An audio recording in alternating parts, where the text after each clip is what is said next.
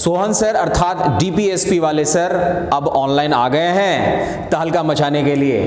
मेरा जो कमिटमेंट है और रहेगा अगले 365 दिनों के लिए, 365 डेज, 365 वीडियोस, यानी आपके पास एक भी समस्या नहीं बचेंगे।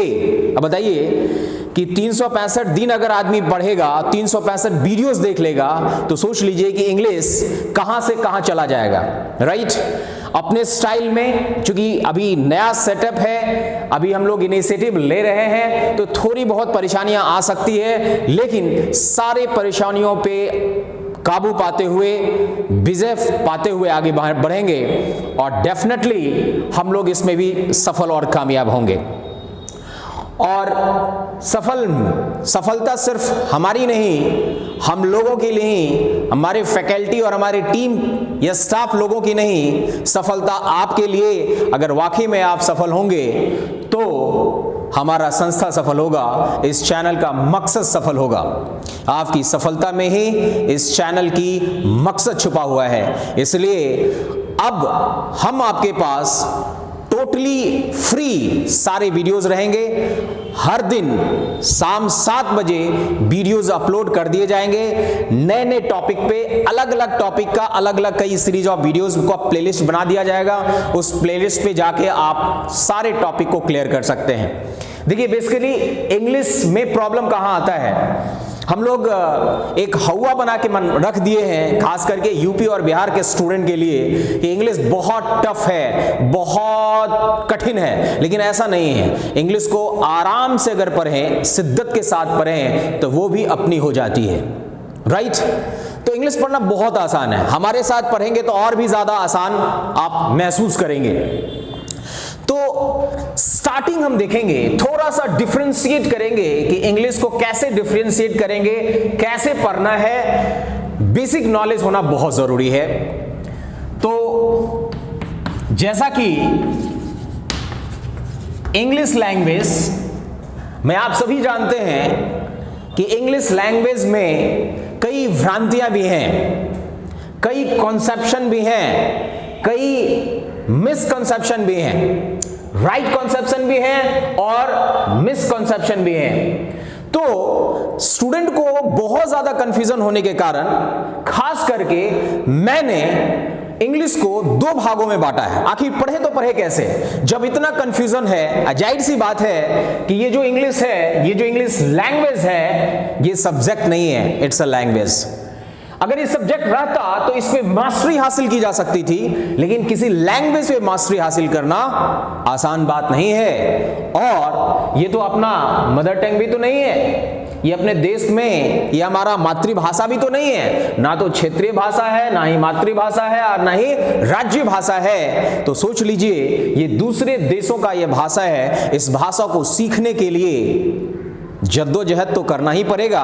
लेकिन आपके इन परेशानियों को दूर करने के लिए ही मैंने इसे 2 वर्गों में बांटा है। कितने वर्गों में बांटा है? 2 वर्गों में बांटा है। सबसे पहला अगर देखें तो पहला जो होता है वो फॉर्मल इंग्लिश।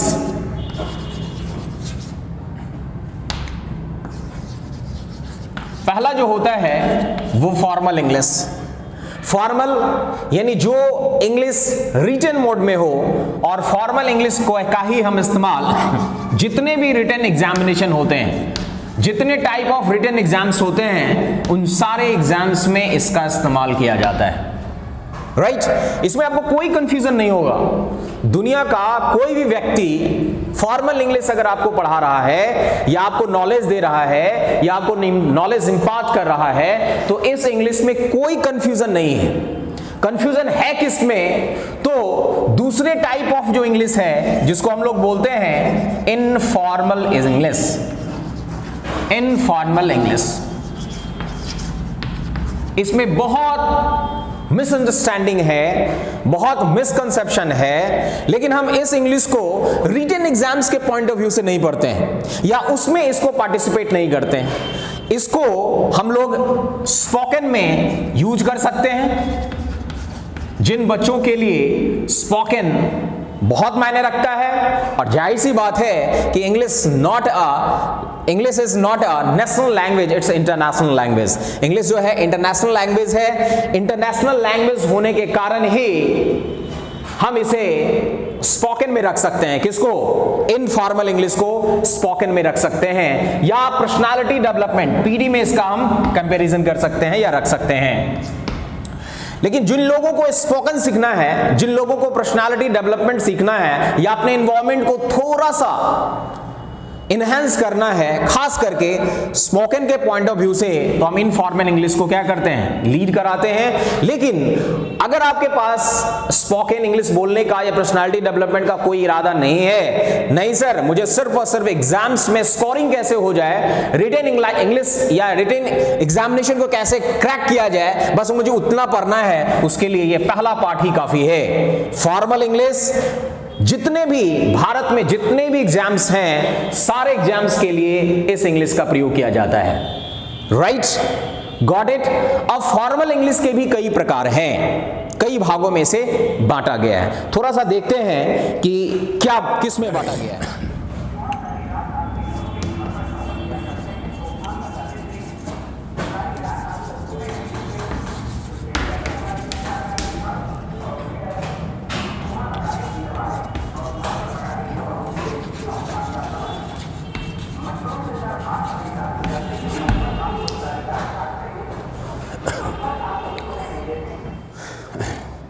देखिए, अब हम लोग बोले कि सारे रिटन एग्जामिनेशन के लिए हम लोग को पढ़ना है, तो रिटन एग्जामिनेशन के लिए फॉर्मल इंग्लिश का होना बहुत जरूरी है।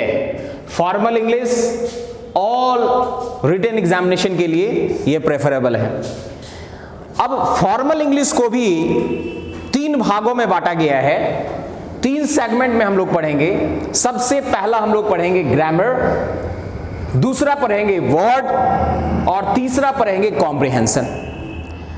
ग्रामर में अगर हम ग्रामर की बात करें तो ग्रामर सेक्शन में हम सेंटेंस की बनावट, उसका बैलेंस स्ट्रक्चर को हम ध्यान रखते हैं, और उसके पीछे क्या रूल्स रेगुलेशंस हैं, उस रूल रेगुलेशंस को ग्रामर सेक्शन में मैं आपको एसपी टेक्निक से अप्रोच करवाऊंगा। कैसे सेंटेंस को फील करते हैं, कैसे सेंटेंस को बैलेंस करते हैं, कैसे सेंटेंस स्ट्रक्चरली फिट होता है, हेल्दी होता है, इससे हमें समझने की प्रयास करेंगे। दूसरा जो वर्ड है, वर्ड की बिना कुछ भी नहीं। हर एक सेंटेंस, चाहे वो छोटा हो चाहे वो बड़ा हो, वर्ड्स का होना बहुत जरूरी है, और वर्ड से ही सेंटेंस का फॉर्मेशन होगा। और सेंटेंस जो है ग्रुप ऑफ वर्ड्स ही तो होता है जो एक कंप्लीट सेंस देता है, यानी वैसा ग्रुप ऑफ वर्ड्स जो एक कंप्लीट सेंस दे, वही तो सेंटेंस कहलाता है। तो सेंटेंस के स्ट्रक्चर के बारे में हम लोग ग्रामर में पढ़ लेंगे, वर्ड्स के लिए हम अलग सेक्शन कर लेंगे। अलग सेक्शन में सबसे बेसिक वर्ड में हम लोग एससी हार्डविक पढ़ेंगे। एससी हार्डविक जो है वो काफी फायदेमंद होगा बेसिक के लिए, राइट। उसके अलावा हम बहुत सारे टेक्निक आपको बताएंगे कि वर्ड्स को और भी इंप्रूवमेंट करने के लिए क्या तरीका है। यहां पे हम लोग डीपी टेक्निक का प्रयोग करेंगे, यहां पे हम लोग एसपी टेक्निक का प्रयोग किए, इसीलिए ग्रामर में एसपी टेक्निक हिट है और वर्ड में डीपी टेक्निक हिट है, और कॉम्प्रिहेंशन में जो फास्टेस्ट टेक्निक है वो हिट है, जिसके कारण मुझे छात्र जो है वो डीपीएसपी वाले के नाम से जानते हैं। Got it. एससी हार्डविक को लेंगे।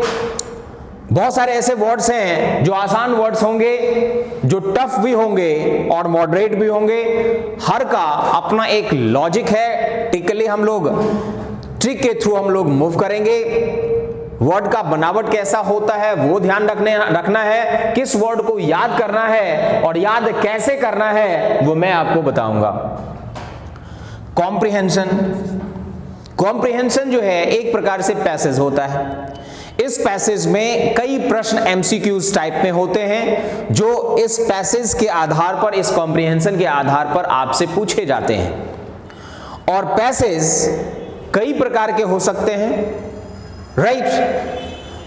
पैसेज से आधारित जितने भी एमसीक्यू होंगे वो डायरेक्ट स्टोरी बेस्ड भी दे सकता है, कोई इकोनॉमिक डेटा को उठा के भी वो क्वेश्चंस को रेज कर सकता है, या फिर किसी राइटर का आर्टिकल का कुछ हिस्सा देके आपसे क्वेश्चंस रेज कर सकता है। कॉम्प्रिहेंशन का मतलब ही होता है टू अंडरस्टैंड। टू अंडरस्टैंड का मतलब है कि आप इंग्लिश लैंग्वेज को कितने शिद्दत से समझ पाते हैं, फील कर पाते हैं। यही उसका एक टेस्ट करने का टारगेट रहता है कि बच्चा कितना इंग्लिश सीख पाता है या कर पाता है, राइट। तो इसको भी हम लोग आगे बढ़ेंगे, लेकिन आगे बढ़ने से पहले अगर हम गौर से देखें, ग्रामर हो, वर्ड हो या कॉम्प्रिहेंशन हो, तो भारत में कोई भी प्रतियोगी परीक्षा आप ले लीजिए, कोई भी कंपटीशन ले लीजिए, जिस कंपटीशन में इंग्लिश लैंग्वेज पूछे जाते हैं और इंग्लिश लैंग्वेज का सिलेबस इनबिल्ड है, तो आपको इसी 3 सेक्शन से क्वेश्चन पूछे जाते हैं, इसके अलावा कहीं से क्वेश्चन नहीं पूछे जाते हैं। अब हम लोग ग्रामर के साथ आसानी से डीपली पढ़ेंगे, वर्ड के साथ आसानी से डीपली पढ़ेंगे और कॉम्प्रिहेंशन के साथ आसानी से डीपली पढ़ेंगे। पढ़ना कैसे है, क्या पढ़ना है, क्या नहीं पढ़ना है, किसको छोड़ना है, ये होना बहुत जरूरी है। इस चीज को फील करना बहुत जरूरी है।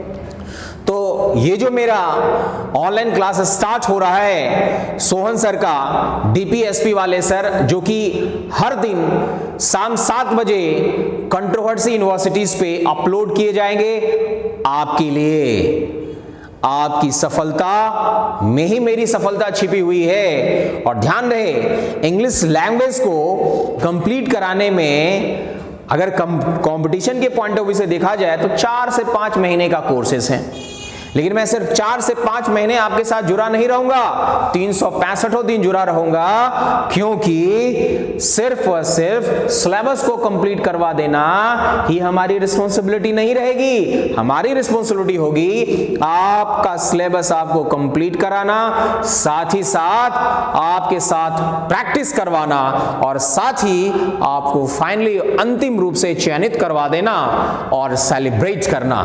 यही सबसे बड़ी, यानी इस चैनल का जो मकसद है वो आपको इंग्लिश सिलेबस को कवर अप करवाना, आपको प्रैक्टिस करवाना और आपको प्रतियोगी परीक्षा में पास करवाना, सफल दिलाना। तभी इस चैनल की सफलता मानी जाएगी रियल माने में, राइट। धीरे धीरे हम लोग और भी कई चीजों के बारे में, सेगमेंट के बारे में पढ़ेंगे। अभी थोड़ा सा सेटअप इनिशिएटिव है, आप लोगों का साथ चाहिए, आप लोगों का प्यार चाहिए। अगर आप लोगों का प्यार ब्लेसिंग बना रहा तो 1 2 नहीं, 100 नहीं, 1000 नहीं, लाखों करोड़ों स्टूडेंट्स का भविष्य इस चैनल पे आने के बाद बदल जाएंगे।